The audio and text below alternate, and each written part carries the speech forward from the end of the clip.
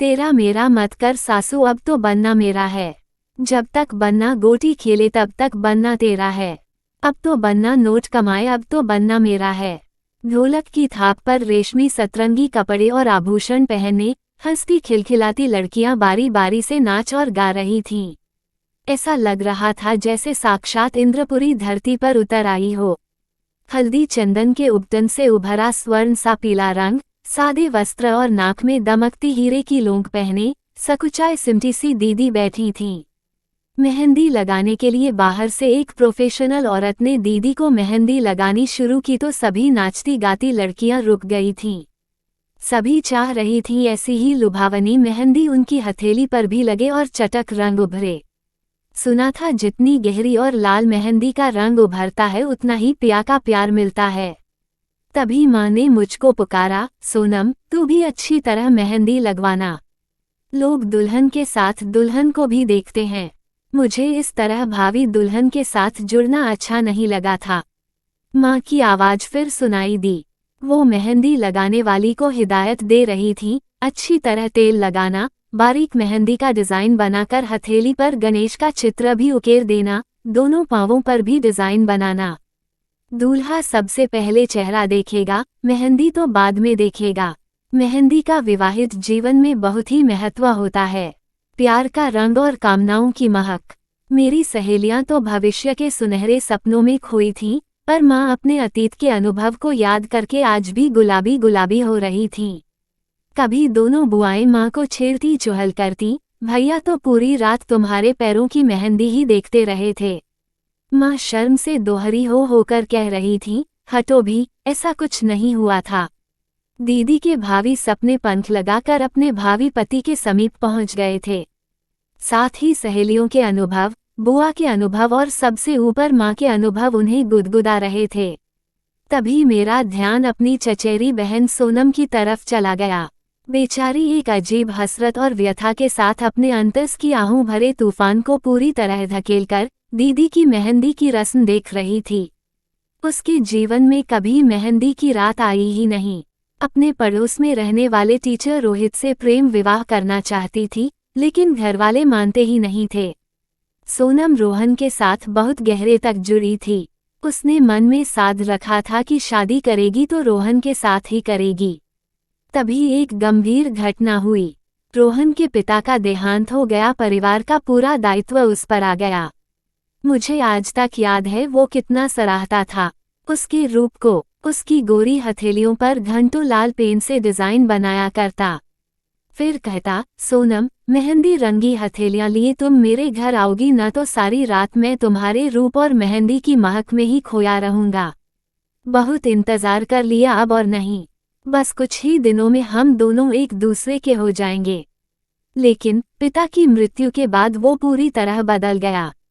सोनम ने उसे बहुत समझाने की कोशिश की, तुम्हारी जिम्मेदारियों मेरी भी तो हो सकती हैं, मुझे तो तुम्हारे प्रेम के अतिरिक्त कुछ भी नहीं चाहिए। लेकिन रोहन को नहीं मानना था, वो नहीं माना। सोनम का प्यार, उसकी बातें सब सपना हो गईं।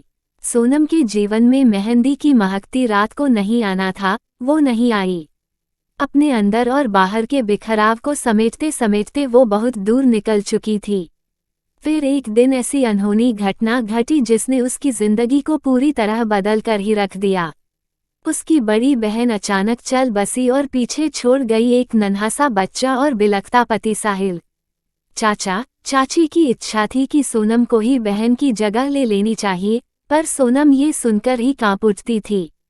बहुत चाहती थी कि रोहन की मधुर स्मृतियों को वो कहीं गहरे दफना दे, पर जितनी बार कोशिश करती रोहन ही उसकी इच्छा शक्ति पर हावी हो जाता था। इतना आसान भी नहीं था बहन के पति को स्वीकार करना। एक दिन उसने इंस्टाग्राम पर रोहन का एक फोटो देखा, साथ में उसकी पत्नी भी थी अंजलि। उसने अपनी कुलीग डॉक्टर अंजलि के साथ विवाह कर लिया था। कैसे कर लेते हैं लोग ये सब। वो तो खुद को समेटते समेटते ही अधमरी हो चली थी। उसके पास तो एक ही मन था जो वो पूरा का पूरा रोहन को दे चुकी थी। रोहन के पास शायद 10-20 होंगे जो वो एक सोनम को और एक अंजलि को और भी न जाने किस किस को दे पाएगा। फिर एक दिन अपने माता पिता की इच्छा के सामने सिर झुकाकर सोनम ने केवल अपने कर्तव्य का वरण करने की हामी भर दी। न जाने क्यों वो उस बच्चे से जुड़ने लगी थी। सोचती, इस पूरे घटनाक्रम में उस नन्ही सी जान का क्या दोष। बेचारे ने माँ तो खो ही दी है, पिता भी कभी भी किसी से शादी कर लेगा। जब उसने साहिल के घर कदम रखा तो उसकी हथेलियों पर रस्मी मेहंदी लगी थी। साहिल अपनी जिम्मेदारियों के प्रति इस कदर दबा था कि उसे पूजा का न रूप दिखाई दिया, न मेहंदी, न गुण। शादी की रात वो देर तक सोनम को अपने घर के लोगों और उनकी जिम्मेदारियों के प्रति उसका परिचय करवाता रहा। उसने हल्के से सोनम को ये भी बता दिया कि अब उसके सजने संवरने की उम्र निकल चुकी है। तुमने सोच समझकर ही ये फैसला लिया होगा।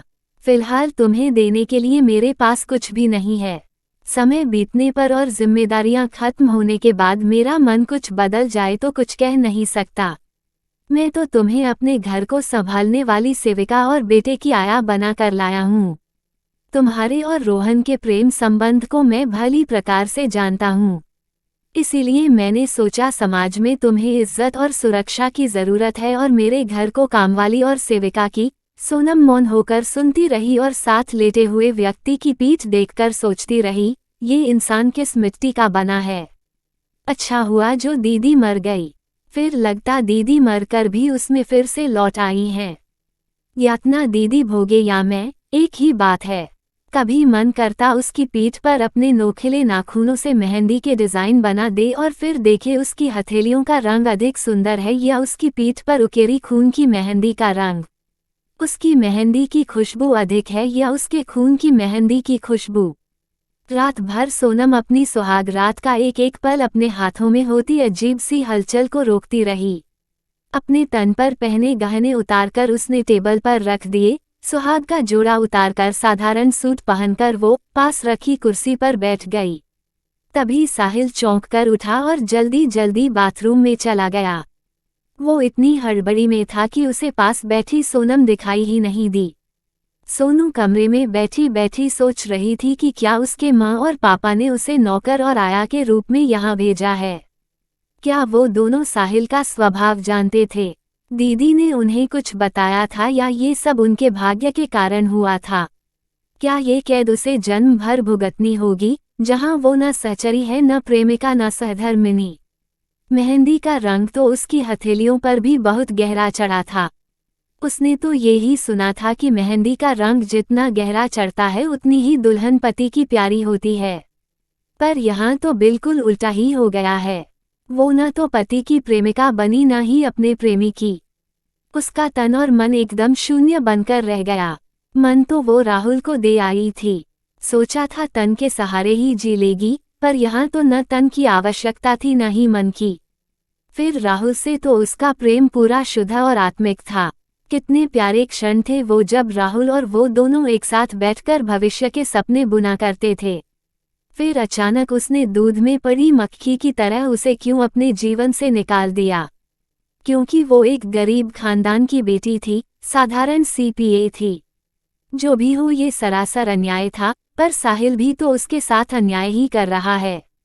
सोनम उठकर बाथरूम में गई और घंटों साबुन से रगड़ रगड़ कर अपनी हथेलियों की मेहंदी उतारती रही, ताकि मेहंदी का रंग उतर जाए, उसकी महक खत्म हो जाए और सुहागरात के बिस्तर की छुअन समाप्त हो जाए।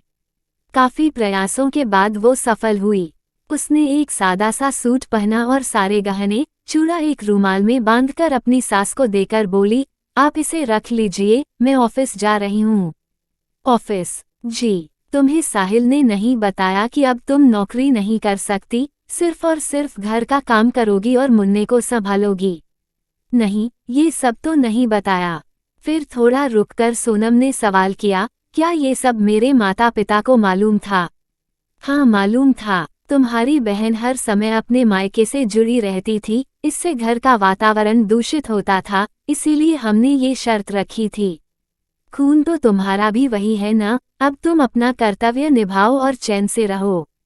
लेकिन मैंने तो ऐसा न सोचा था, न ही कल्पना ही की थी। प्रमाण के रूप में आप भी देख लें, मैंने तो चूड़ा, मेहंदी, गहने सब उतार कर रख दिए। ये कहकर उसने बदरंग हो आई हथेलियां साहिल के सामने फैला दी।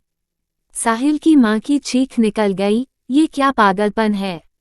इस तरह कोई अपने हाथों की मेहंदी उतारता है, ये अपशकुन होता है। सोनम बिना कुछ कहे सुने घर से बाहर निकल गई। मन में वो एक दृढ़ निश्चय पहले ही ले चुकी थी। मुझे अच्छी तरह याद है, वो लौटकर अपने घर भी नहीं गई थी, बस ऑफिस के पास ही एक कमरा लेकर वहीं रहने लगी थी। सभी अपने अपने अंदाज लगाते रहे, पर वो मौन ही रही। चाचा चाची ने बहुत कुछ कहा पूछा, पर उसने किसी भी बात का उत्तर देना जरूरी नहीं समझा। बस यही कहा था मुझसे, जीवन कोई जरूरी तो नहीं कि सामने के दरवाजे से आकर ही जिया जाए, पीछे के द्वार से ही जिया जा सकता है। सोनम अपने जीवन को जीने का अपना ढंग स्वयं निश्चित कर लिया था। वो भागकर या छिपकर नहीं गई थी, वही उसी शहर में उसी दफ्तर में चुपचाप अपना काम कर रही थी। किसी के साथ उसका न कोई लगाव था न जुड़ाव। उसे न किसी परिवर्तन की आशा थी न प्रतीक्षा। उसके सपने अपने थे जिन्हें तोड़ने की शक्ति किसी में नहीं थी। कहीं आती जाती भी तो हमारे ही घर। अपने जीवन की किताब से उसने अतीत के पन्नों को बंद नहीं किया था, बल्कि फाड़कर पूरी तरह जला दिया था। मन अतीत से निकलकर वर्तमान पर पहुंच गया। सोनम चुपचाप दीदी की मेहंदी की रस्म देखती रही, बस कमल पत्र पर पड़ी उसकी बूंद की तरह निर्लिप्त। उसने चुपचाप अपने गोरे चिट्टे हाथ मेहंदी लगाने वाली के सामने फैला दिए। दीदी की आंखें नम हो आईं, जिन्हें मैं दूर बैठी भी देख सकती थी। खूब गहरा रंग चढ़ा था सोनम की हथेलियों पर मेहंदी का। वो चुपचाप कुर्सी पर बैठी अपनी हथेलियों की मेहंदी की खुशबू को सूंघ रही थी, मगन सी। अचानक उसके मुंह से निकाला, भगवान, इसके हाथों की मेहंदी सदा महकती रहे, रंग खिलाती रहे, इसे हमेशा सुखी रखना। सच, मेहंदी का रंग और खुशबू तो तभी महकती है जब ब्याहता के सपने भी महकते हैं। उसके नारीत्व का मान और अस्मिता भी बनी रहती है। आपको ये कहानी कैसी लगी हमें कमेंट करके जरूर बताइए, क्योंकि आपके कमेंट्स ही हमें और बेहतर लिखने के लिए प्रेरित करते हैं। कहानी जखीरा को सब्सक्राइब करना न भूलें। धन्यवाद, शुक्रिया।